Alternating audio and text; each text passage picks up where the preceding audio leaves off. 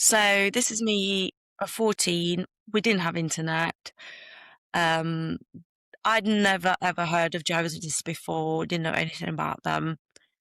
It was just like, oh, this group is offering free Bible study. So my ex-husband, when we first married, we're quite young. He wasn't a Jehovah's Witness, and I was. But we got married. He eventually became a Jehovah's Witness. Obviously, we had children, but I was always what was called marked, because I'd been disobedient. I was already PMO, because the moment the divorce was happening, I completely woke up and I realized this is all just, it's not true. It's not God's organization. It's when I found out about the Australian Royal Commission to do with where they are basically protecting abusers, like, the child abusers. And it was that moment, all my doubts and everything came to a point where I couldn't just be part of it anymore. I needed to just cut all ties.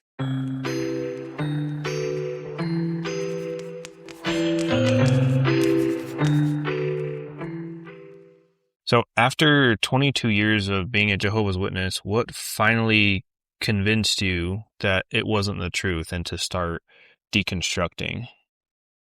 So the actual process started earlier than 22 years. I was what they would call a PMO, so physically and mentally out, probably 4 to 5 years before I officially left. Obviously, I'd become a mother, so I had young children, so the doctrines themselves started to bother me, especially like the no blood. At the time, also restrictions on education and career. And I kind of just didn't want my children to have that same life. I wanted them to have something better to look forward to. And then obviously over the time, because I was recruited as a witness and I experienced a love bombing stage, as time went on, obviously that turned into what felt like impossible standards to achieve. The, I would say, like double standards. There was a lot of backstabbing, gossip, controlling environment that was really harmful for my mental health as well as physical health. And then it got to a point where, due to certain events in my life, people really, they kind of just started to show like the lack of love, because witnesses pride themselves as being, we're one true religion because we've got love among us ourselves. But I wasn't seeing the love, and there was a lot of things that started to bother me, especially when I found out about the Australian Royal Commission to do with where they are basically protecting abusers, like, the child abusers. And it was that moment, all my doubts and everything came to a point where I couldn't just be part of it anymore. I needed to just cut all ties. Yeah, and I would say, you know, for those watching, whether you're Jehovah's Witness or even Whimsicog, which is the one I came from, the Korean Doomsday cult, they all operate the same way. The love bombing, right?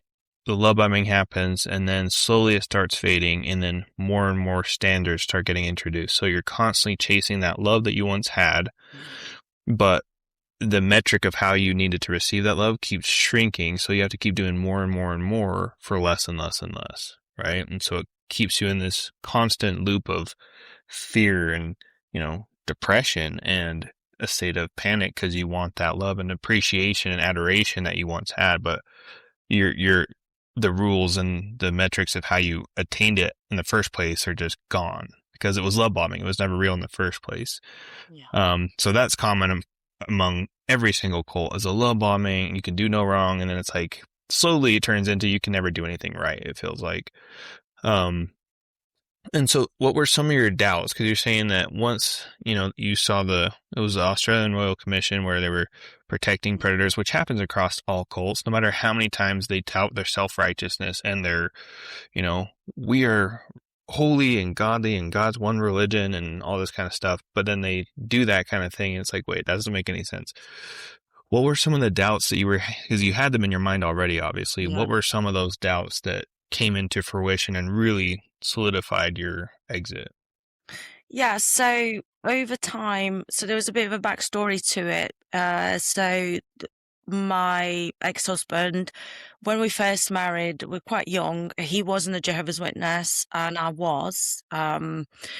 But we got married. He eventually became a Jehovah's Witness. Obviously, we had children, but I was always what was called marked, because I'd been disobedient, which is something they didn't actually tell me would happen when I first met witnesses, when I was studying their publications. There was no such thing saying like, well, if you end up marrying somebody who's not baptized witness when you're baptized, we're going to shun you. Well, we might talk to you a little bit, but like socially, you're going to be an outcast. So that was one of the first things that really started putting doubts in me. I was still quite young, quite zealous, quite, I believed that the Armageddon's coming any day. And I'm like, okay, well, I'll just stick it out. I guess it's my own fault. I'm being shunned, like soft shunned. It wasn't fully when you disfellowshipped. Obviously, as time went on, I felt like there was no reprieve, because if God's meant to be loving, it's meant to be God's organization. Why can't I get a clean slate? Why can't I'm not feeling this brotherly love?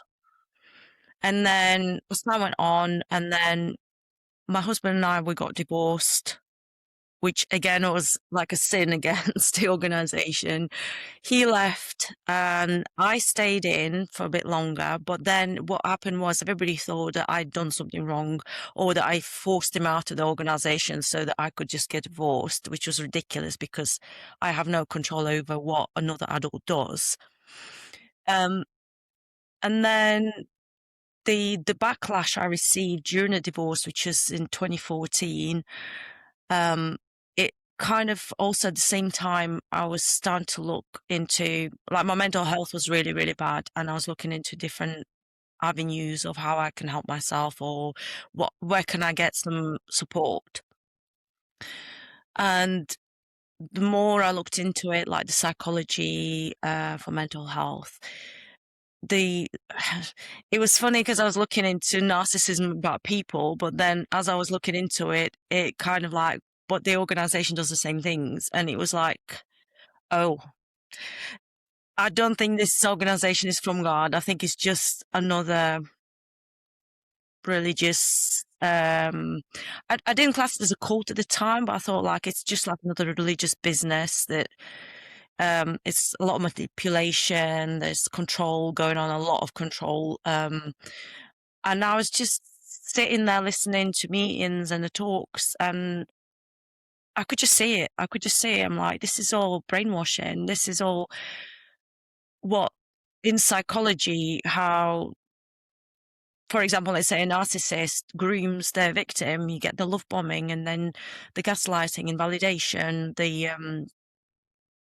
putting someone down and making them feel like they're never good enough. They can't, the bar is always getting raised up higher and higher and you can't achieve it. And I just also just, I felt like if this organization is true and this Jehovah is the true God, I got to a point where I thought like, I don't really want to be around these people anymore. And if that means I have to be destroyed in Armageddon, I think I'd rather be destroyed in Armageddon than spend an eternity with these Yeah. people.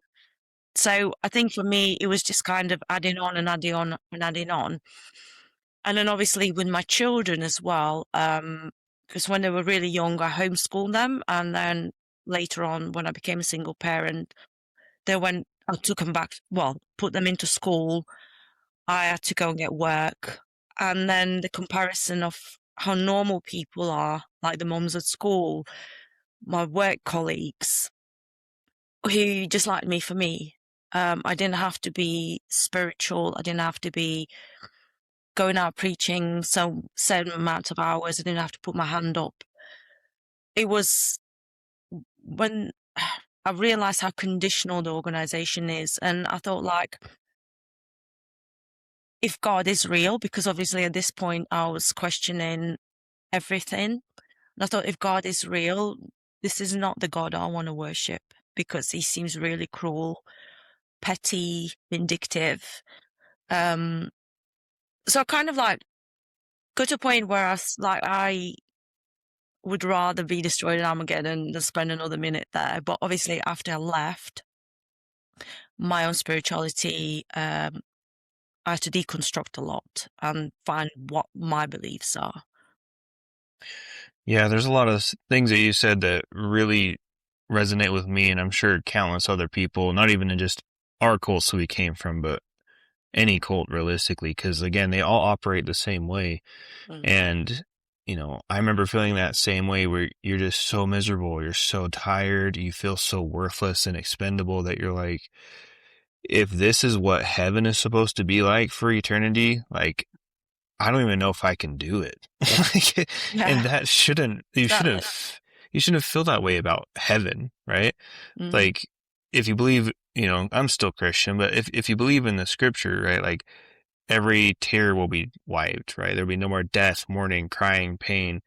But they're like, this is just a snippet of heaven. You're experiencing heaven on earth. I'm like, oh, if that's the case, then I'll pass, right? Like, I Exactly, exactly. don't know Yeah. what the alternative is, but if this is heaven, I mean, like you said, like I'll just be destroyed, I guess, because that Mm. seems more just get it over with. Yeah, Um, and that shouldn't be the case. Like, you should be happy and you should be, at peace and have joy and, be excited about the prospect, not dreading. Like, this is what my eternity is. Oh my gosh, this sucks. yeah, yeah. It's like torment.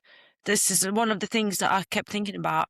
If I have to spend eternity with these people, because obviously the Jehovah's Witness belief is that there's paradise on earth and people who survive Armageddon are going to be rewarded with everlasting life, young forever. And it's a nice thought, like the resurrection of the dead. But then the more they were coming out with these stories and ideas, what this new world's going to look like, I thought, it sounds, it sounds horrendous. I really don't want to be there. Yeah, no, yeah, I've experienced the same thing with my organization too, and and what you said too about the love bombing, and then shortly after it fades, and then the rules and the standards and all the goalposts start getting implemented in your life. Now, let me ask you this. When you were preached to, did they tell you everything up front? The controversial things, the bad things, the negative publicity? Did they stop you from going online, or was it just, oh, this is just God loves you. This is where you can find hope. This is where dreams come true, etc. So the short answer is no. They didn't tell me anything like that. So what happened was I was 14, still in Riga, Latvia, because I'm Latvian, and it was post-Soviet times. So there was all these new groups coming in. We were allowed to go to church if people wanted to, because obviously Soviet Union was heavily atheistic, and the moment the Iron Curtain fell, everything came in, good, bad, ugly. And then I've never even had a Bible at home. I was interested, but it was like such a old, heavy book. And the way it happened was that Jehovah's Witnesses, so they present, like they offer so-called free Bible study. And what that means is they have their own publication which is kind of themed. You go from the basics, and then different chapters explore different avenues, which is basically just grooming you into what the organization says um, true worship is. But it's under the guise of this is a free Bible study. There's no obligation. Someone comes to your house, let's say once a week, spends an hour, you read through this publication paragraph by paragraph. There's like scriptures in there. You can look them up in the Bible so you can start understanding what the Bible is about. So this is me at 14. We didn't have internet. Um, I'd never ever heard of Jehovah's Witnesses before, didn't know anything about them. It was just like, oh, this group is offering free Bible study. It'd be nice to understand what this book is about, because when I was in the church choir, so listening to like a sermon, I didn't understand it. I couldn't understand what it was on about. You know, I was still quite young, and um, yeah, and the way I met them was through a classmate whose family accepted the same thing, like the free Bible study. So it was the moment of, well, I know these people and they're having a Bible study with Jehovah's Witnesses, so I feel safe enough to invite them into my home. Obviously, my mum.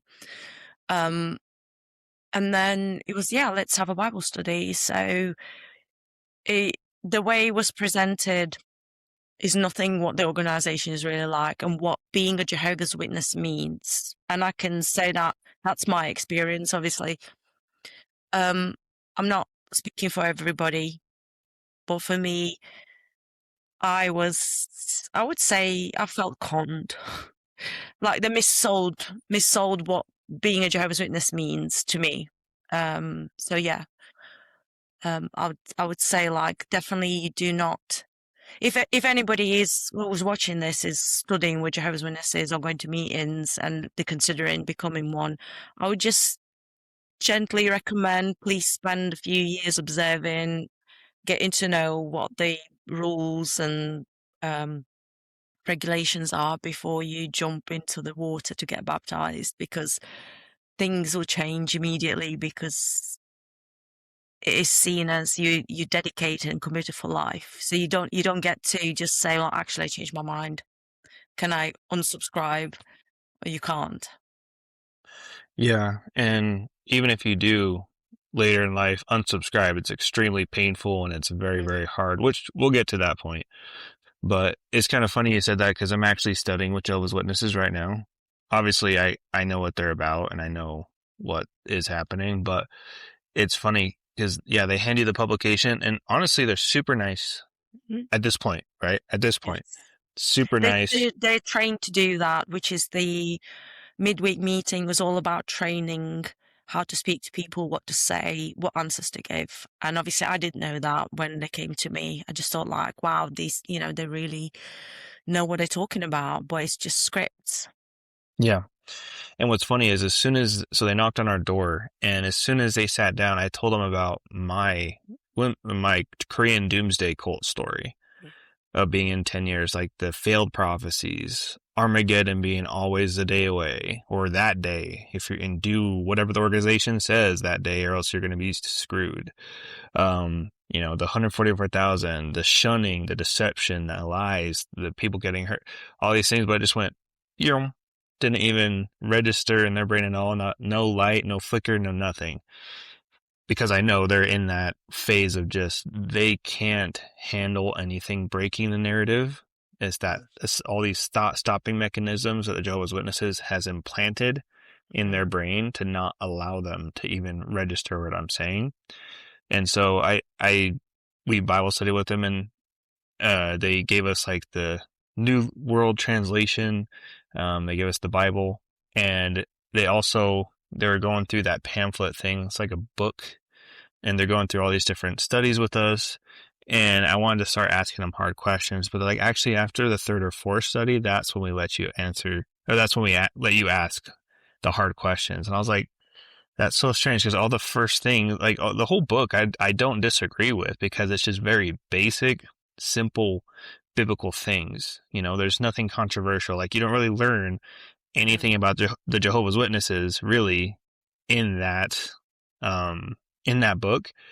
They play the videos and the videos kind of tell you like, oh, Jehovah's Witnesses, the governing body. The videos kind of do some indoctrination, but it's a very level playing field with the first few studies I've realized. And they don't mm, even let you ask controversial questions until you're like halfway through the book or something like that. It's like, what kind of a rule is that? But I agree. If you are studying with Jehovah's Witnesses or interested in the Jehovah's Witnesses or really any organization, just hear both sides. Do the research, whether it be the Whimsicott cult that I came from, or Jehovah's Witnesses, or LDS, which I was raised LDS Mormon as well. Any organization, even a Christian church, do your research, do your due diligence. That's what I'll say. Um, Moving on here. what is something that you feel like people misunderstand about the Jehovah's Witnesses? Because some people think, oh, it's just a religion. Oh, it's just a church, or it's just this. I feel like that's a big misunderstanding. What do you think? So from personal viewpoint, because I am doing a psychology degree with counselling through distance university, I would say that it's a very good facade, it's a very good front, because they call themselves a charity. We give out free publications, offer free Bible studies. But I would say personally, Jehovah's Witnesses, it's a business. It's a business. They're there to recruit people because it brings in donations, brings in money, free labor, free everything, because all them Kingdom Halls and Bethels and everything they have that's built by volunteers, they don't pay them, they'll feed them. But yet, if they ever need to employ somebody from the outside organization, obviously they have to pay. They get people to leave property or money in their like wills, donate all the time, and the money is like they call themselves a charity, but then when there are disasters or if there's some problems in any country, and then you will never see them actually helping people like a charity would.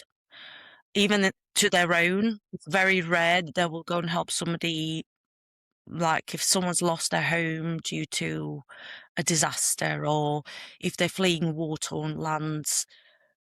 Uh, Everyone's kind of just expected to get on with it, just sort themselves out, which this is what something I found over time. I thought like it was quite hypocritical when they're saying we're a charity and look what we do, and we build all these Bethels, we build Kingdom Halls, and we teach people, like give people free Bible studies, and we print publications that we give out for free. But there is no charity. There's no charity in-house or outside of it. Definitely not outside of it. Occasionally they will do something like that, but then it always ends up in a magazine as a advertisement. And since studying psychology, I've really come to the conclusion that ultimately Jehovah's Witnesses are a business masquerading as a religious charity. That's my personal opinion. Yeah, and I would say most cults are, because the cult I came from, they were actually heavily involved in international charity, like partnering with the UN, all these NGOs, all whatever. And of course, they're all used for propaganda, right? It's never let a bad situation go to waste, right? And I'm not saying that their help is not good, because they obviously, the cult leaders are not the ones doing the actual volunteer work, right? And and even if they are, it's almost like, the CEO of McDonald's going and flipping a hamburger, right? Just for publicity's sake, right? Like that's what it's for. And I know I'll get a lot of flack in the comments for that, because they'll be like, well, my cult leader is always doing, it's a business. Mm. They're always trying to save face. They're always trying to say, I'm not a cult. Look what I'm doing with my hands. Would a cult leader pick up trash?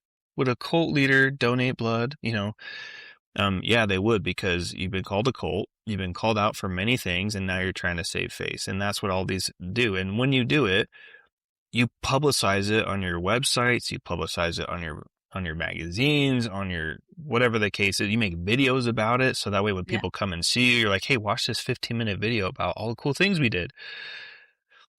Mm. But if you were really a charity and that was all it was about, Mm. and you had no ulterior motive, people should find out about it on their own. They shouldn't have to be blasted in the face with a trumpet being like, look how good I am, look how unculty I am. Mm. But no, I agree.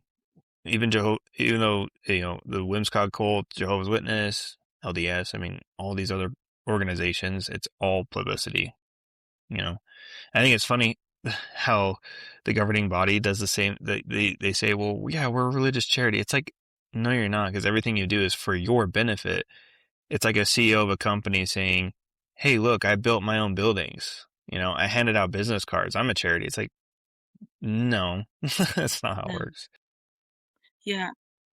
And I think as well when Jehovah's Witnesses obviously stand there with their carts or they knock on doors and talk, and the the pitch that we were taught, like, oh, we just visiting our neighbours this morning. This is the line I used to rehearse.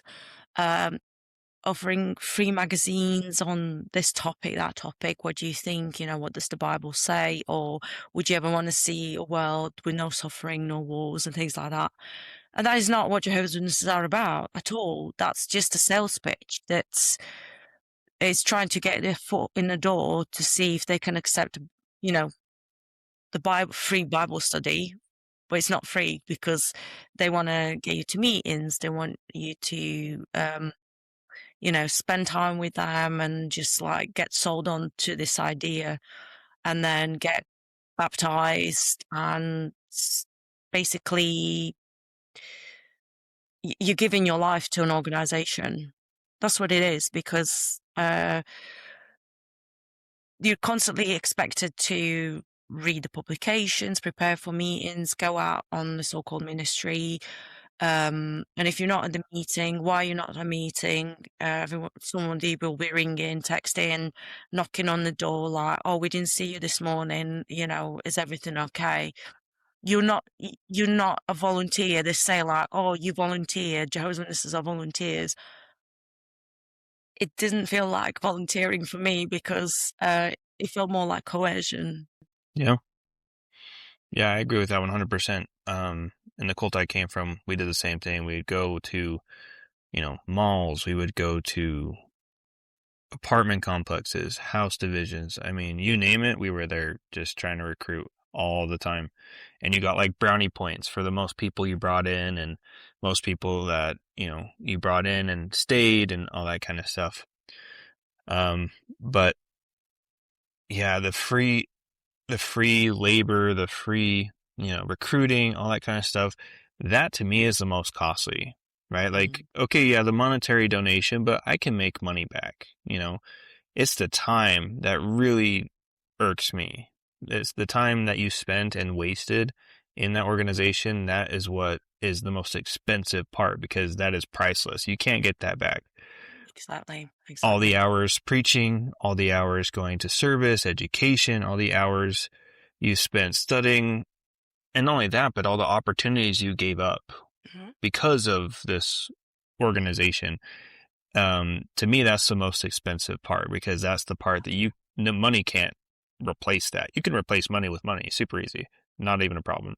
But it's the time. That's the thing that irks me, and that's why I do these videos because if I can save somebody a day, an hour, or even stop, you know, somebody wasting a day or an hour with this Mhm. organization or any cult for that matter, I'll consider to win in my case.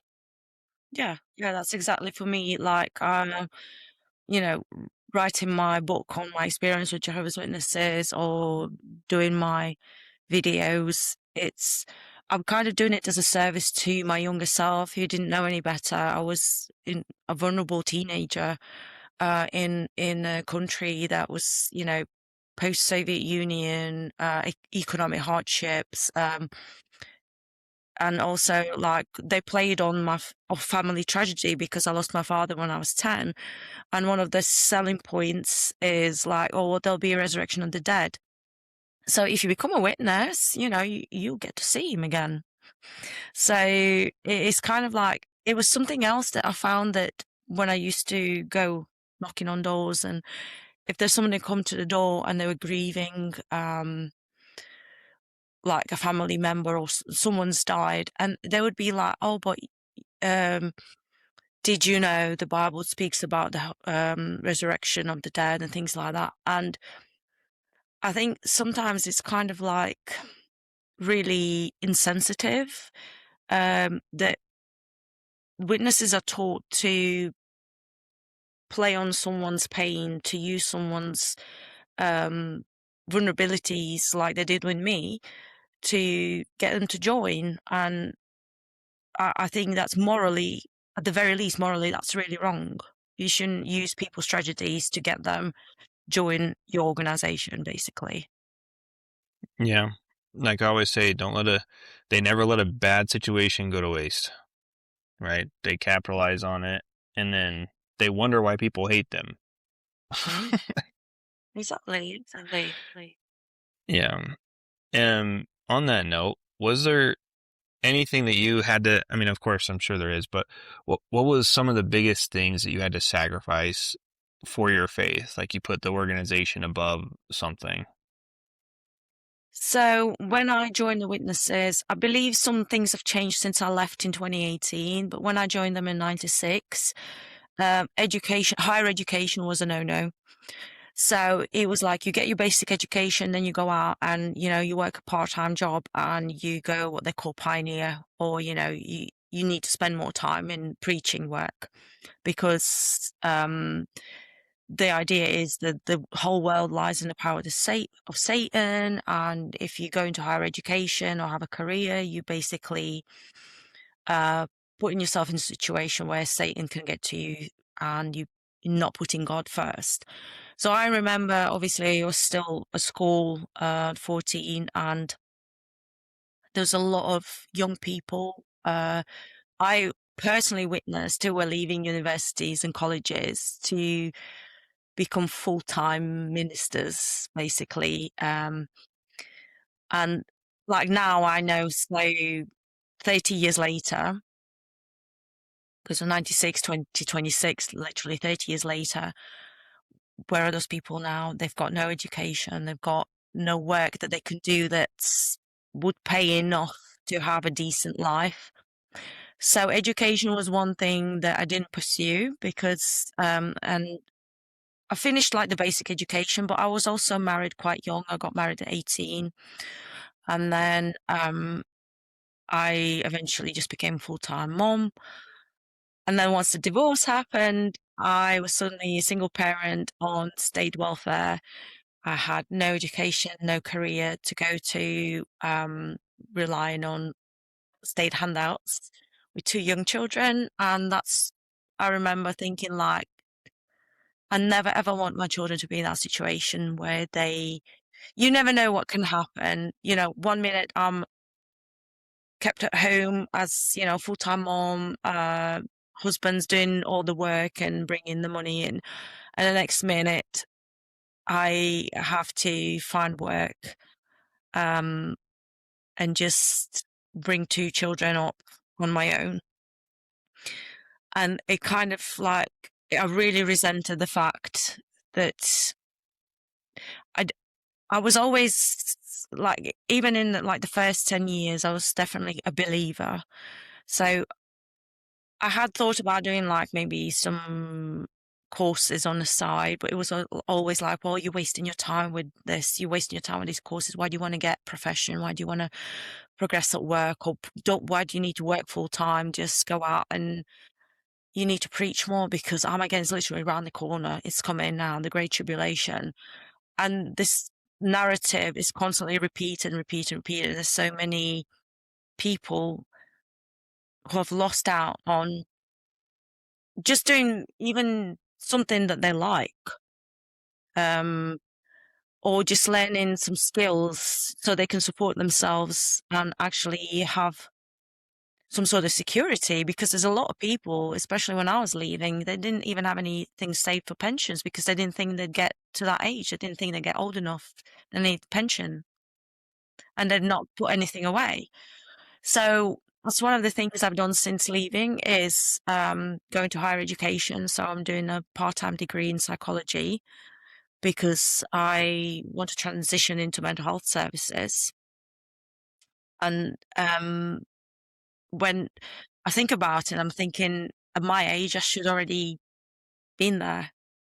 I should have had my career, nice, a normal life where I don't have to still rely on being supported by the state.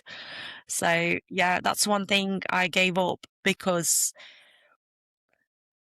there was this constant sense of urgency, like Great Tribulations come in, like literally it's this year, why are you wasting your time doing a course? I'm like, okay, well, I'll give up that now because there's no point. So that's definitely one of the biggest things, which is why I've encouraged my children, obviously, since leaving, like, go to university, do something that you want to do, get a nice career, enjoy your job. But yeah, there's a lot of people who missed out on having children because they thought like, well, the new system's around the corner.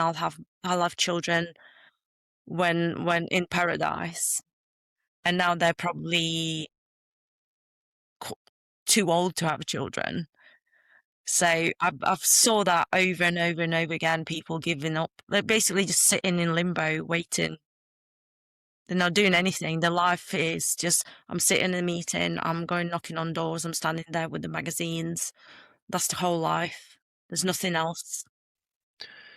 Yeah, my wife describes it like normal people, they call it the road of life, right? You're Mm. going through ups and downs and turns and beautiful things and horrendous things, those kind of. But she's like, when you're in a cult, your life is more like an elevator ride. You're just, especially a doomsday cult, because you're just waiting for it to go. Mm. Like you're just watching the buttons, just like, oh, oh, Armageddon, oh, oh, Yeah. oh. You're just waiting to get off the elevator. And it's sad because some people get off the elevator, they're too old to do Mhm. anything. They can't go to school. They can't have families. They have no career. They have nothing. And it's really, really horrible. And again, that's where I think time theft is the most devious part of it because I mean, not the monetary thing. It's really the time thing that really irks me is like you said, all those things you can't take back, and that's a really hard reality to bite and to swallow. Yeah. Yeah. Um, with because obviously we can relate to the Armageddon being any day. Because Mm. I remember when I was first in my organization, which was about 12 years ago at this point, um, they were like, it's going to happen within probably the next 2 years, the next 5 years, the next 10 years, like, and so in my mind, I didn't buy life insurance. I didn't put anything in a 401k. I didn't put anything in savings or really anything like that. Cause really saving up for your future, taking care of your future was considered being, worldly, you know. They'll say like, don't make your wife an idol, don't make your kids an idol, don't make, your job an idol. Basically, if you want to do anything and take care of anything well outside of the organization, outside of what the approved thing to take care of Mm. is, they consider it idolatry. It's like Yes. idolatry is I am worshiping something other than God. I don't worship Mm. my children. I just want to feed them. I don't Exactly. worship my children. I just want them to go to a good school. I don't worship my children, but I want them to have a good life and to enjoy God's creation, you know. Yeah. But they consider you put your family first, you put your kids first, your spouse first. Yeah.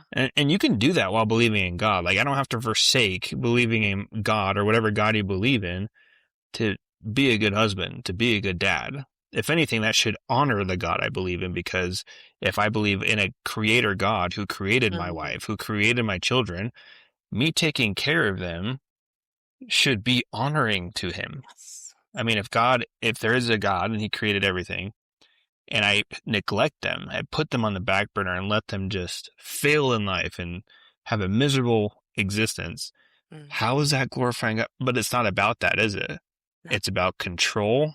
It's about doing what the organization wants. It has nothing to do with glorifying God, nothing to do with idolatry or anything like that. It's the cults get jealous of your time and they want to Mm. steal your time. That's all it's about. It has nothing to do with it. Yeah, the organization basically places itself in the place of God, or it's I think religion and spirituality is where a lot of people, obviously, if they want to worship God or whatever within a community setting, but then you have people who take advantage of that, and then they create these rules and restrictions, and um, basically put themselves in a place of a higher being, whether that's, God or whatever. And I've learned that myself, such a big distinction of spirituality and organized religion. And the funny thing is that Jehovah's Witnesses are very much against every other organization and spouting out like, oh, they do this, they do that. It's organized religion. But then it's like, hello, would you like to put a mirror? Would you like to look in the mirror? Because you're doing exactly the same things that you are accusing others of. Exactly. The Korean Doomsday cult that I came from was the exact same thing. They hated Mm, all other religions, yeah. and they would point out so quickly and so effectively, may I add, all the flaws and all the bad things of these other religions, which, yes, they were bad, right? Like the abuse in the Catholic Church, the abuse in Jehovah's Witnesses, all Mm, these different things, right? Failed prophecies, all these different, these prophecies don't make sense. These teachings are stupid and, all these things. But then when it comes to themselves and you have somebody like me calling them out, debunking their theology, debunking their facts and their history, and having ex-member testimonies and all that kind of stuff, all of a sudden they throw the white flag and they're like, we're innocent, we're a mm, victim, we're this, we're that. Like, because they don't know how a mirror operates. no, They cannot use one because then the truth would smack them in the face, right? If they were actually honest, and they're just as guilty of everything they call out everyone else for. And you'll see that in every single cult. yeah. They will call out all the other bad things of the other organizations, but then when it comes to their organization, squeaky Mm, clean, right? yeah. Like, what are you talking about? Like, oh, that was a local event. That was an isolated event. That's not Mm. systematic. That's an isolated event. We're just imperfect. That was the usually, oh, they're just imperfect men. But when it comes to the Babylon, the false religion, Mm, oh, Satan's yeah, system, Satan's organization. And then when it comes to failed prophecies, oh, well, it was the truth we had at that time, right? So it's not a failed prophecy. It's not a lie. It's just that was our understanding at this time, yeah. right? Or it wasn't actually a failed prophecy. It was a failed, expectation, right? We Mm, expected something. How dare we expect something, right? Like they have all the wordsmithing, all yeah, the, you know, uh, they're just snakes, right? Like yeah. they're manipulative, they're deceptive, and that's how they do it because you can, and like what I was saying when I was telling my story to the Jehovah's Witnesses the first time I met them, again, they could not compute because Mm, everything I was saying, I know for a fact they can relate to. mm, I know for a fact they can relate to the shunning, the no holidays, because we didn't do holidays at all either. okay. And that kind of brings me to my next question. You had children Yeah. when they were in school, especially around the holidays. I was absolutely miserable because my kids would come and be like, Dad, I colored a picture of Santa. Am I going to hell? Right? Like, cause, Mm. Christmas and Santa, like it's not allowed in the Whimsicott religion. And so, and the teachers would be like, what are you talking about? So I'm just curious, in your experience, did you ever have any issues with that? So, there's two parts to it. So personally, because I joined the Witnesses when I was 14, I was still at school until I was 17, 18. I personally experienced obviously no longer celebrating things and people looking at me and um being ostracized for the fact that I was not joining in or obviously not singing the national anthem and things like that. And it was a very lonely experience. So when I first had children, obviously I was still married and my ex-husband at the time was a witness. He left later as well, but we decided we're going to homeschool the children. So for the first, so my daughter was 8 and my son was 5 when they went into school. So by that time, the dad already left, the witnesses, and I was already PMO. Because the moment the divorce was happening, I completely woke up and I realized this is all just it's not true. It's not God's organization. I don't agree with what they do, but it was a very difficult process for me to it wasn't like I'm just going to leave and, start my life from scratch because I was so isolated, no support network. It was something else, like I was struggling mentally. It wasn't something I could do straight away. I had to kind of build myself up to it. So when the children went into school, I kind of used the fact that their dad was no longer a witness. So he came to me and he said, like, I don't want our children to feel like outcasts and be outsiders. And I was like, yeah, that's fine. Yeah, I don't mind them joining in, because he just said, well, just tell everyone I want them to do that. Then I just went along with it. So they actually did join in at school, like when they were invited to birthday parties or not straight away, but eventually, and take part in like nativity plays and things like that.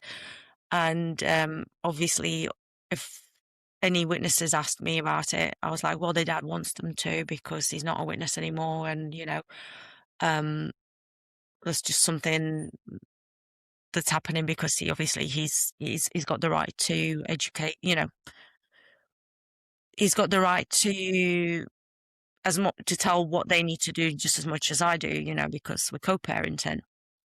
And then as time went on and the closer I got to leaving myself, I think it's about 6 months before I left. My daughter turned 10, my son was 7, and there's about like the birthdays are 3 weeks apart. So they're both February. And I decided to throw them a joint birthday party, even though I was still technically a Jehovah's Witness, and invited the whole school, like all the class. And I was just like, yeah, everybody come. And it was like a roller skate party.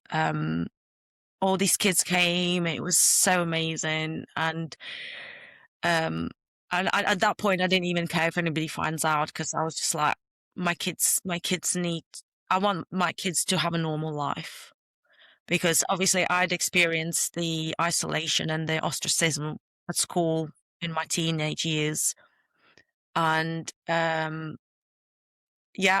the moment I became a PMO, I just did things behind everybody's back. Like if my kids got a birthday invitation and just say, yeah, it's fine. I disagree to it. And I thought if anybody finds out or asks me, I'm just like, well, yeah, their dad's not a witness anymore and he wants them to be involved. So kind of slightly sneaky about it, but I was just putting my children's happiness first. Yeah. How dare you, as a Mm, mom, put your children's happiness first? yeah. You know, I remember the Ten Commandments, isn't it like, thou shalt not make your kids happy, right? Just kidding. No, that's the cult Ten Commandments. Yeah. But yeah, and I know a lot of Jehovah's Witnesses watching this are just going to be like, well, she just couldn't live up to the standard, right? She just couldn't live up to Jehovah's standard. And, you know, it's like, no, because even Jehovah, right? If you read the scriptures, he didn't make all these petty rules. You know who made these petty rules? Your leaders did. Mm, And your head is so far up your leadership's, you know what, that you can't tell reality from fiction, and it's really sad. And I hope any Jehovah's Witnesses watching this don't take offense, but you need to wake up. And any WMSCOG members watching this, you need to wake up too, because again, this is stuff that will affect your children forever, depending on how mm, old they are. It will affect them forever. So, for once, if you're watching this, a Jehovah's Witness or WMSCOG member, put your kids first. Put your wife first. Put your parents first. mm, Because you never know what life's going to bring. And sometimes things are too late. And I've experienced yeah. that myself with my dad's passing. You can't take stuff back. And then that's the most painful part when you leave is you realize this is all a farce. Mm, And that kind of stuff you can't take back. And sometimes it's too late to say sorry. Just saying. yeah. So a little bit of tough love right there for the viewers. Yeah. And I think it's also the more I understand about like the brain and psychology and behavior, the cognitive dissonance is very, very strong because myself, like every now and then, even when I was zealous and like a believer, there was always something that didn't sit right, but I would like talk myself out of it. And I've noticed that, well, for me, a lot of times it was also a bit of a pride issue. Like I didn't want to put my hands up and say, "Oh, actually, yeah, I was wrong. This is a cult." But it was like I need to keep the face, and carry on, and like. But then you get to a point where you can't live a lie anymore. You have to make a choice. And I think sometimes the witnesses that come in the comments for me, like on my videos, the ones that are the most loudest are the ones that are probably in the biggest cognitive dissonance, because they're not trying to convince me, they're trying to convince themselves. And I know that because I was there. I'd never posted anything or didn't comment, but whenever something came up and I felt defensive, it was because if you know it's the truth doesn't need defending. You know it's truth, and it's just it stands on its own feet. But when your mind and your body is in conflict, when you feel there's something not quite right, you're going to be very loud about it. So any witnesses who do watch this and they want to jump and say the truth was never in you. I get these comments a lot, and like um yeah, it's what I'm trying to say is like, who are you trying to convince? Because I was there. um I could give a whole sermon about to somebody like why this was the truth, but ultimately now I know that I was talking to myself, trying to convince myself like to like the niggly doubts and the things. And also, if they look up spiritual narcissism, because a narcissist, it's like being in a relationship with a narcissist. That's what it is, because it's the exact textbook. It's like textbook. The spiritual narcissism and being in a narcissistic relationship, everything's the same. And the moment I looked up narcissism myself, it was online at the time when I was starting to get interested in psychology. It was just like I was I was reading the organization basically, and that's when it was just like clicking in my head. I'm like, this is they're narcissists. I'm talking about the governing body, obviously, because the individual publishers, they just follow the leader, like I did. Yeah, like good sheep, Mm. And and to be fair, my disdain for these organizations is not from a member level. And that's something I always have to remember, and I'm sure it's the same with your channel. Your disdain for the Jehovah's Witnesses is not from a membership level. Like, the people that I've interacted with as far as Jehovah's Witnesses have been very kind, very sweet, very humble, very nice. Now, why they are remains to be seen. Is it Mm. genuine? Is it for a purpose? I don't know, but I'm not going to guess because I don't know and I will never know. But my disdain for these organizations is the leadership who knows what they're doing and Mm. who do it anyway because they are narcissists. They have either sold their soul, they have no conscience, they have no Mm. sense of humanity left in them, etc. Those are the people that we were referring to when we talk about these kind of things, not the Yes. runts that are expendable, you know. And I know if you're offended by me saying that, just wait. You'll see exactly what that feels like when you decide to leave. You feel like nothing. Mm. You feel like you were never it's like waking up from a coma. It really is. It's the weirdest thing imaginable. And it's a very painful thing, too. One thing I want to talk about real quick is Armageddon. Did that cause you to have nightmares? Did that cause you to really have terrible mental health, just thinking that every single day could be your last and you're probably not going to measure up to the standard? The short answer is yes. So obviously, being born in the 80s in Soviet Latvia and then the Soviet Union collapsing, but there was always that dread of Third World War, nuclear bombs, and obviously when I was about 5 or 6, there was the Chernobyl disaster. So I was already grown up with like doomsday looming over me, because there was always like, is there going to be another war, or when Latvia became independent, or Russia going to invade us again? And then obviously with Jehovah's Witnesses turning up in my life, they were kind of like, you know, um, we're offering you hope for the future where you don't need to worry about these things, basically. But before that happens, there will be Great Tribulation and Armageddon. You have to be, obviously baptized. You're not going to be saved unless you're baptized with Jehovah's Witness. And then you have to live up to his standards. What they mean by his standards is the organization standards, which are constantly changing anyway. And then for me, the worst part was because I did at first obviously believe the end of the world is coming. It was kind of already lodged in my nervous system from growing up with the threats of the nuclear bombs or Third World War or Russia invading again. So it was like the constant, I think it really affected my mental health from the point of view that I was in constant anxiety, constant feelings of dread. We had to have these go bags ready, so prepare for disasters, or if suddenly Great Tribulation starts and you have this go bag where you have to, like food, water, and whatever, disaster relief, and you're constantly expecting something bad to happen. You're constantly in a state of alert. So the nervous system lives in a state of survival non-stop.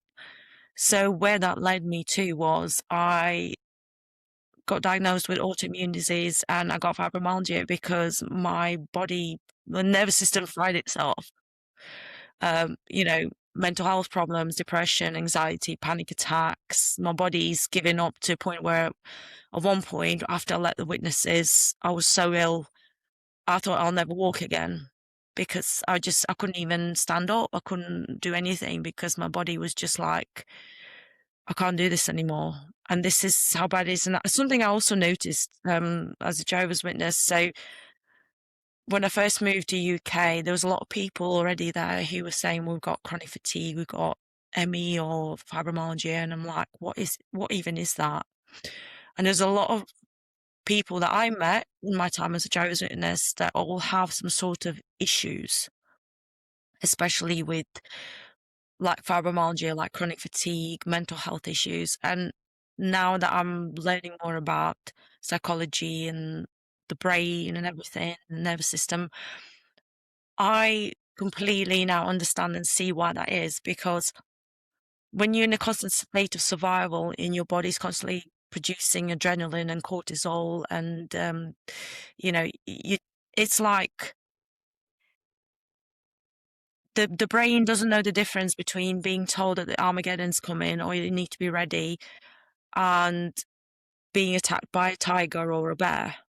It's the same thing for the nervous system. So using those years and decades living like that day to day, you're in survival mode. Your body can't sustain it. So you end up medicating yourself just to survive. So it absolutely cost my health.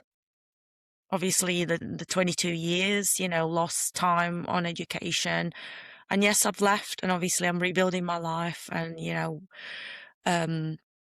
managing, doing what's best for me health-wise. What I'm saying is like it absolutely messes with your head because no normal person can sustain being in a state of alert for that long without being able to relax and rest and recover. So I agree, because it's the same with the WIMSCOG, and the devious thing that these organizations will say is like, as soon as you leave, right, you have health issues. And these organizations will say, look, see, it's because they left God.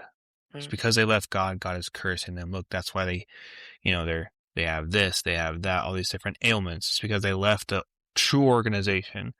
Well, first issue is that happens across every cult. So give me an explanation of why that happens across every high demand group, not just yours, every high demand group. yeah. And you told us the reason why. Because when you're living in that constant state of fear, depression, anxiety, you name it. I mean, the list goes on and on and on with these organizations. Your mental health affects your physical health.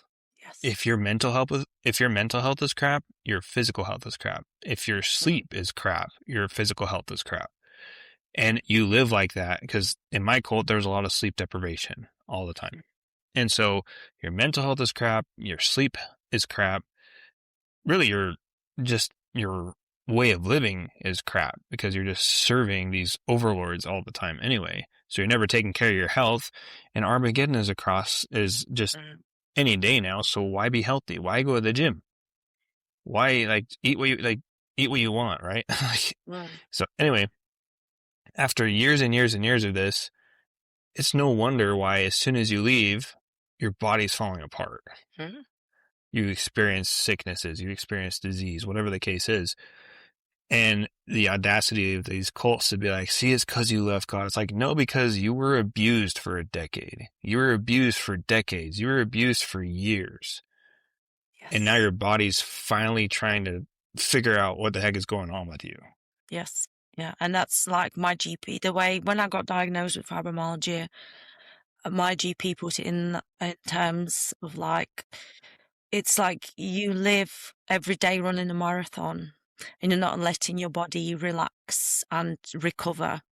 So obviously, eventually, you're just gonna collapse because you can't sustain it. And that's exactly what it is. The moment you step out of these organizations, you don't have the pressure anymore to go to meetings, go preaching, do this, do that, being monitored, being controlled, and you start to relax. Everything that you've been suppressing, everything that the adrenaline and the cortisol has been keeping at bay, now it's coming out. So you're going to experience a crash, basically. You're opening the floodgates. Mm. Yeah. And it happens so many times, and it just drives me nuts how the cults try to spin everything instead of taking responsibility. And I mean, an apology would be nice too, you know. I mean, You'd be waiting a long time for it. oh yeah, you'll never get it. Don't hold your breath on that one. And the other one, I remembered what I wanted to say last time, because you brought up, um, what you were saying before. I feel like these cults, they manufacture persecution, right? Mm. They manufacture it. You talking about having to be kind of ostracized because of you didn't do the holidays anymore. And these cults, right? They make these stupid rules to where when people know that you have these stupid rules, of course, they're going to be like, are you serious? Like, Mm. why? And you don't even have a good explanation for why. Like, when people would give me a Christmas cookie and I'd have to throw it away, they'd be like, why? Mm. Because in my mind, I was like, well, if I eat it, I'm celebrating the holiday and I'm going to hell. But it's like, it's a cookie. Like, what? Like, you have these really weird beliefs, really weird standards that they've implemented into you to where, of course, in normal society, and I'm not talking like the sinful Satan system, I'm talking just normal society. Like, why would you not be able to eat a cookie? Or why would you not be able to donate blood? Why would you not be able to go to a birthday party? Like, these crazy rules that are not made up by God. They're made up by your organization, your leader. It's designed to manufacture persecution.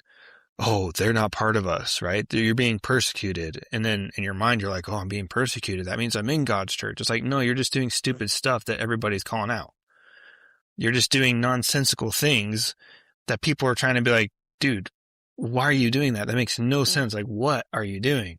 And in your head, they're saying, oh, that's persecution. It means you're in God's church. It happens over and over and over again. You know, like preaching is designed to not only recruit, but also to keep you in because that in and Mm. of itself too manufactures persecution. They always set you up like, Paul, Peter, all these, the forefathers of faith, they were persecuted. So what do you think is going to Mm. happen to you? Yes. And so they manufacture all these different things of persecution on all these, but it's all unnecessary. And it's not because you're in the truth. It's not because you're in the true organization. It's really because they want to control you. They want to Mm. control. And how do you control? It's through oppression. And they're not the ones really doing the oppression. They want to create that Satan system. And how do they do that? It's through that manufactured persecution because then when you go back to the organization, oh, you feel at peace, you feel love, you feel acceptance, you feel all these different things. Mm. But out in the world, what happens when you go preaching? You get cussed at, you get doors slammed in your face. People point at you and say, look, you're a Jehovah's Witness, you're weird, you know? And so you're Mm. like, wow, this truly is Satan's system. It's like, no, or you're just doing weird things for a weird organization. Have you ever thought of that? Mm. Anyway, that's kind of just what I was thinking about before. But Yeah, no, I agree. There's the very much it was like sold. Well, all so there's a couple of things that they use to prove that they're the truth. So obviously one of them is like all will know you're my disciples, like Jesus' words that if you have love amongst yourselves, and so they obviously we have love amongst ourselves, and look at us, we're all your brothers and sisters across all these countries. So that's one selling point. And the other one is like, well, Jesus said that his true followers will be persecuted. So because we're persecuted, then we are the true followers. So that's like they look for proof and everything to like how can we um convince ourselves and our followers that well this is the truth. This is the truth, absolutely. So and the persecution complex, it's so big that people like obviously it's not nice when you have somebody slam door in your face, but for me, like the preaching work, I never really liked it because you go to someone's door and they say I'm not interested, and I'm like, okay, thank you for your time, goodbye. But then you're expected to go back again and then to keep pushing your agenda. And to me, it always felt really disrespectful. If someone's interested, they know where to find you. They know where the Kingdom Hall is. Why do you keep like? I just didn't like it. That like it was almost like every 6 weeks I was knocking on the same door, and I'm just like praying in my mind, like please don't be in, because like I know you're not interested, and I don't want to bother you, but I'm forced to knock on your door. yeah, that's definitely true. I remember having to do that too, and there was so many times, especially towards the end, where I was like, "Please don't believe this. Please don't believe Mm, this. Like, please don't join. Like, this is the worst. Like, I don't want you mm, to have this fate." Another thing they use is like apostates, right? So you're technically an apostate. mm, They call me an apostate, but I don't think that's possible because I've never been a Jehovah's Witness, but I don't know what their rules are with apostates, but I've been called an apostate, but I've never been a Jehovah's Witness, so I'm not sure how that works. But I have been called a slanderer because in the WIMSCOG, instead of calling them apostates, they use the word slanderer because, again, they can't say anything else. They have to, and that's programming the WIMSCOG member to every time they see my face or someone else's face that was a part of it, they automatically think slander. And what is slander? A lie. So they literally just see mm, like, instead of my face, they just say liar, you know? So it's already biased, programmed into them before I even say a word. I'm already discounted, right? And I'm sure it's the same with them, with the Jehovah's Witnesses. And they have, they'll say, well, why is there a apostate speaking out if we're not the true organization, right? Like if we weren't the mm, true organization, they would just leave us alone, right? But because we're the true organization, they can't stop talking about us. They can't stop working to try and stop our gospel. They can't stop working against Jehovah because it's their purpose. They have this whole narrative of like, we're the truth because why are people speaking out if we're not, right? mm, If we were fake, they would just leave us alone because we're fake. It's like, that makes no sense at all mm, because the reason we're speaking out is not because you're the truth. The reason we're speaking out is because we see the crap. We see through your lies. We see through your persona, and we know exactly who you are, and we want to let people know exactly who you are. Because if you were the truth, we wouldn't do anything because think about it. Like you just said, the truth can stand up to anything and doesn't need to be proven or defended, right? So if you were indeed the truth, it would not make sense for me or you to speak out because you're the truth. What can we say? mm. There's nothing Yeah. we can say to convince people otherwise. But yet, not only are we speaking out, which proves you're not the truth because we would have nothing to say if you were, but also, why do you defend it? Why do you have to do, you know, closed door educations with your members and do, character assassinations on us for just telling our Mm, story and telling, the actual facts and the history and everything? Because again, like you said, the truth doesn't need defending, but yet they do mm. a heck of a lot of defending, a heck of a lot of, reasoning and a heck of a lot of justification for what they do. And it's like, that Yeah. is if you were a member, that should give you some sort of like wake up call, Mm. just a little bit. Uh, Yeah, exactly. Yeah. And I think as well with the this is something that I try and get across in my channel, but obviously, like I said, the ones that really come at me in the comments, I know that what they're doing is they're being triggered. So what they're being triggered because something in them is already questioning it. So to me, when someone is really, really defensive or attacking in a comment, I know that they're obviously trying to convince themselves that what they believe is true. But also the reason I create my content, I respect that people will do what they want to do. But for me, I was 14 when I was recruited, and there's still a lot of child baptism. There's still a lot of pressure on young kids who are brought up as witnesses to get baptized.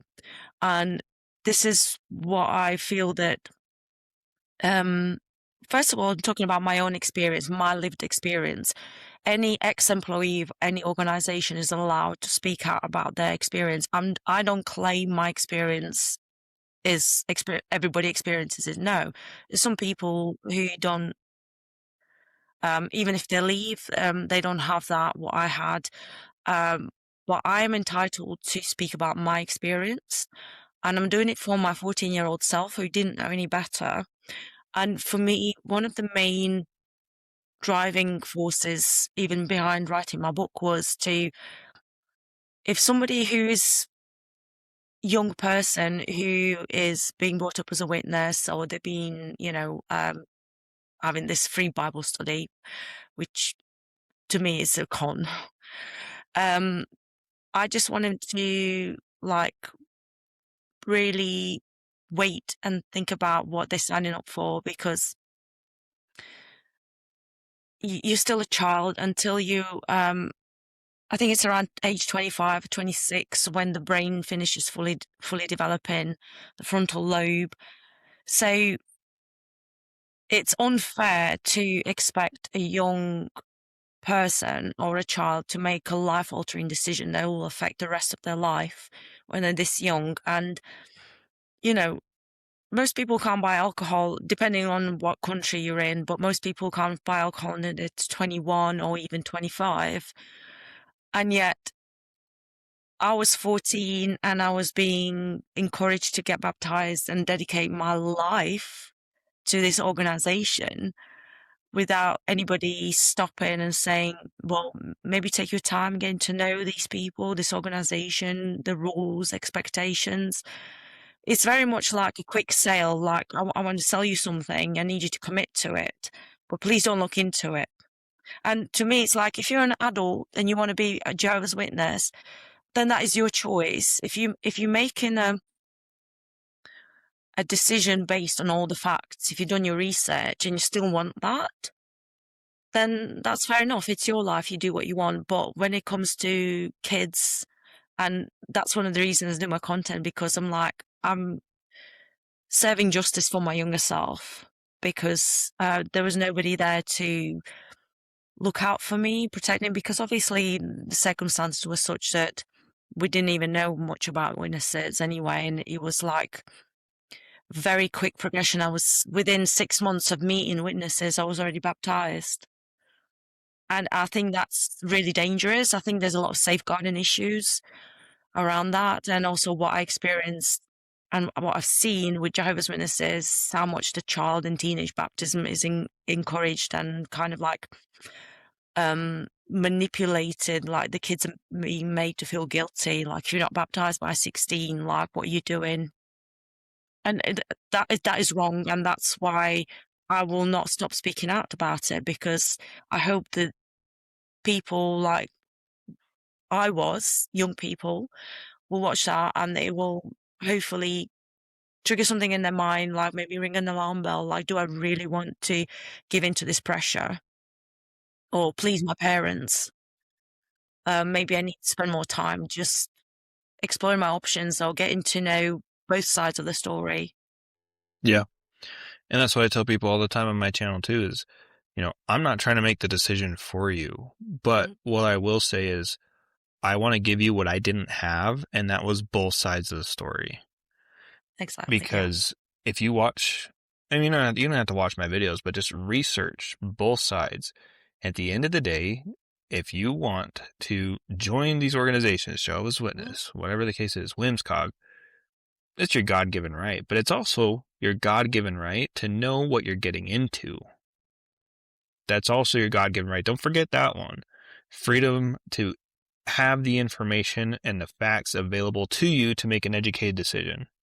mm, And what's crazy is I remember being in the cult and people would, when they'd go and get their oil changed, right? Oh, is this like they'll research them? Is this a good place to get my oil changed? Let me look at the reviews, mm, right? Or a doctor, right? If you're going to have a crazy procedure, you probably want to research the doctor's mm, credentials, any past patient history, like did anybody have any complications, whatever the case is.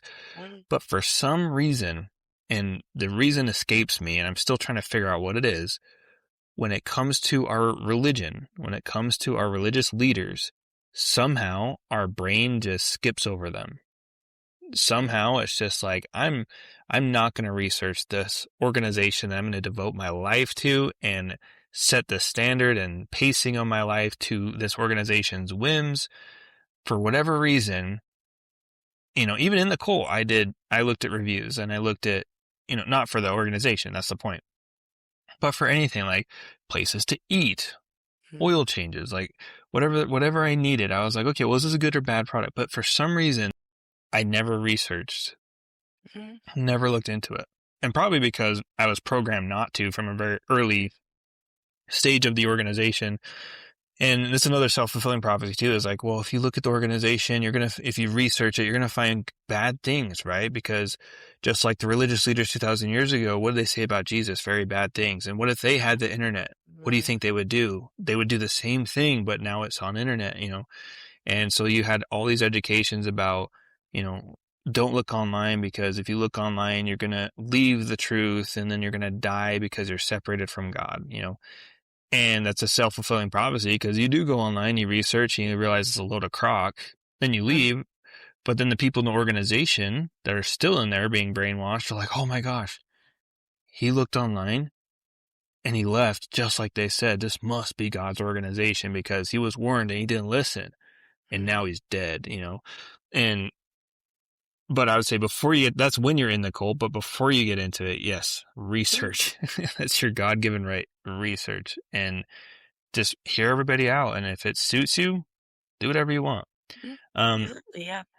last question here before we log off, because I know it's been an hour and 17 minutes, so I don't want to take too much more of your time. But I want people to know too, because I want to also give some time to the people who are on the fence, right? Because PMOs, you know, because I've been there, you've been there, where it's just, you know, it's making that ultimate decision. Even if you don't really believe it's true, it's still a very hard decision to make to Mm, actually leave and separate yourself from the organization. And I want to prep those people for what's going to happen because it, like, they're trying to, and I've heard this many times. They're like, I'm not going to try and plan it so it's painless and it's seamless and but I will say that it's almost impossible for it to be painless. It's mm, almost impossible for it to be seamless because, you plan, but you never really do. You just got to do it. It's like, mm. jumping into a pool. You're like, oh, Yeah, it's rip the cold. band-aid off. Yeah. Exactly. You can plan for years, but until you actually do it is a different story. Mm, And it will be painful. It will be excruciatingly painful and it's going to be super uncomfortable. But I want you to kind of talk about when you left, because there's going to be shunning. There's going to be mm. there's going to be relationships broken, whether that be family, friends. So I want you to kind of speak to that since you were a Jehovah's Witness. What happened when you finally said enough's enough and you finally physically left? Yeah, so obviously at the point when I got to a point where I wrote my disassociation letter, it was kind of a decision because I actually tried to fade away. Meaning like I was trying to miss meetings and just kind of disappear and, hope the people would leave me alone. And I was just like, um, yeah, what they call fading away. So never actually officially left or being disfellowshipped. You just kind of inactive. But I found that as I was trying to do that for a good few years, they were just not, they wouldn't leave me alone, first of all. I was always getting calls from the elders and messages, visits, or they'd send someone over and say, like, oh, we've heard you've not been going to meetings, you know. And it was kind of to the point like, okay, I'll go to the meeting now. And then it's kind of came to a point for me where I had to choose how long can I keep living a lie and what would my like living my truth or being authentic to myself, true to myself, what is it going to cost me? And when I realized, well, all these people, they're not really my friends anyway. Um, and then obviously on the side, you know, I had to think about my children because I didn't want them to keep being indoctrinated in this as well. But I think it became too painful to live a lie to the point where it was probably less painful for me to disassociate myself than to stay and keep going to meetings and pretend and carry on. And, you know, and honestly, the way I did it, I just put two letters in, one elder and another elder. I posted the same letter for two elders about disassociating myself. And I was preparing for them to come and try and convince me to come back. And but I never heard anything from them. And the sense of relief, it was just like, it's almost like when the war is over, and yes, there's carnage everywhere and things to rebuild, but the sense of relief was immense. And yes, obviously, my body then was like, now all the emotional trauma was obviously catching up with me, but being able to finally be true to myself, I think that's the biggest thing for me because I I obviously know there's a lot of people who are PMOs and they can't leave just yet because they have maybe family or a spouse or something that's holding them back from leaving fully because they know the consequences going to be. And it's very rare when family members don't shun you. I think it's a rare case from what I've heard. So my mom was Jehovah's Witness as well, but she left at the same time as me because she was probably PMO the whole time. She was just there because of me. So, but the day when I left and I suddenly had no friends, I didn't really feel it as a loss because none of them were true friends anyway. It was all conditional. But then within a few months, I actually made new friends who are still here to this day because they're true friends, like people at work, the school moms, people I met in like groups. So I put myself out there to meet new people who I just wanted to embrace everything I was told not to do. So like Jehovah's Witnesses are very obviously they look down on different groups of people and obviously there was a lot of like us versus them. So I actually went out of my way to talk to people and get to know new people. And like I said, the friends I made soon after I left Jehovah's Witnesses, they're still here, um, 8 years later. So, and they are friends because they actually like me for me. So yes, it can be, I think it's more of an issue if you got family in the cult. But when it comes to friendships, I would say you will make new friends who will actually like you and support you for you. Um, but ultimately, like we're all have to make that choice. But I think for me, the biggest part was like I living a lie was more painful than leaving and being cut off. I agree. Yeah, I mean, just going through the motions and all these cults are very active. You know, it's not like you just go every once in a while. Like, because again, if you just go every once in a while, they're still knocking on your door, calling you, what's going Mm, on? What are you losing the faith? Who you been talking to? You know, so it really is just a matter of pulling it off, ripping it off like a band-aid. And yes, it yeah, is painful. It hurts, but the grass, in my case and in all the cases I have talked to thus far, the grass has always been greener on the other side. Um, And I know it's hard to see it. I know it's hard to believe it, especially if you're in that, fence sitting phase, you know, and my hope and my goal is that, people do leave and they start their life over sooner than later because then they can rebuild because it takes time. It takes a Mm. lot of time and a lot of work to rebuild relationships, right? To make friends, you have to get out of your comfort zone. Not everything is going to be handed to you like it was in the cult. You're not going to be handed friends. You're not going to be handed family, purpose, hope, joy. You have to make it. But then at least then it's your own. You've chosen it. It's not being chosen for you. So I think that's really beautiful. And also, my biggest joy is the fact that my children can choose their own path now. They don't have to follow something or someone. They can do what they want to do. And I'm very, very happy that they have that opportunity now. Absolutely.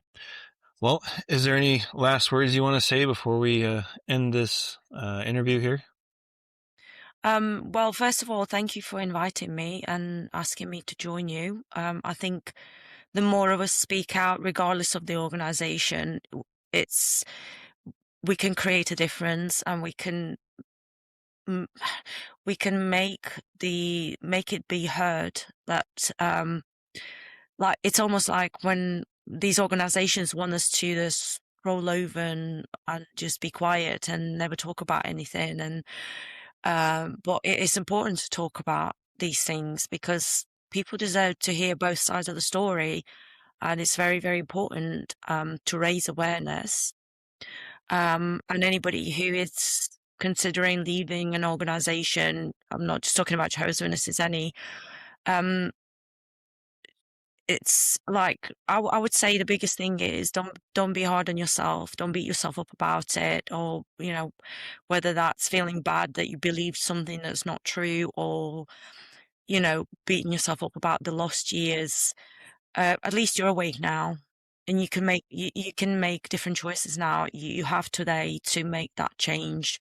So we can't turn the time back, but we can certainly whatever time we have left, we can live it in authenticity and um, just actually be happy and live an authentic life. And I think that's priceless. I agree. Well, I think I'll leave it right there. Thank you so much for coming on here. And obviously, Thank you for we'll asking collab me. on this too. So that way, that's the new collaboration thing. So, Yes, um, everyone go check out her channel. She's got a lot of really good stuff, about Jehovah's Witnesses and, check out her channel too. And thank you for joining and, watching this interview. Whether you're a Jehovah's Witness or WMSCOG or some other organization, we appreciate you and we just want what's best for you, even though sometimes we have to give a little tough love, but that's just that's what love is. Love is tough. Love is real. Love is, I want the best for you, not what's easy. And so that's why we do this. And yeah, if you watched to this point, please be sure to like, share, and subscribe both to her channel and my channel. And again, we really appreciate you watching. So thank you. Hi, thank you.